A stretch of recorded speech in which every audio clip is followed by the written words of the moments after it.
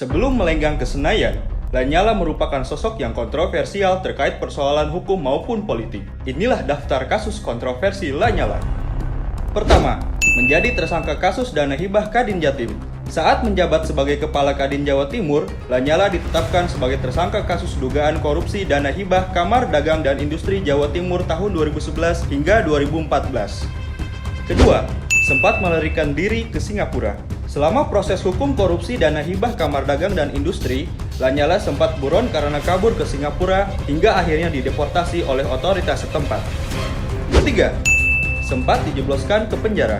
Lanyala sempat dipenjara selama proses hukum kasus dugaan korupsi dana hibah Kamar Dagang dan Industri Jawa Timur berlangsung. Keempat, dipecat dari Ketua PSSI versi KPSI. Pamornya makin tampak saat mulai berkiprah di PSSI. Di organisasi ini, ia sempat menjabat Komite Eksekutif, Wakil Ketua Umum PSSI, hingga akhirnya bisa menjabat sebagai Ketua Umum PSSI tahun 2015 sampai dengan 2016. Namun, Kongres Luar Biasa PSSI memutuskan untuk memaksa Lanyala mundur setelah dirinya diterpa kasus korupsi dana hibah pemerintah Provinsi Jatim.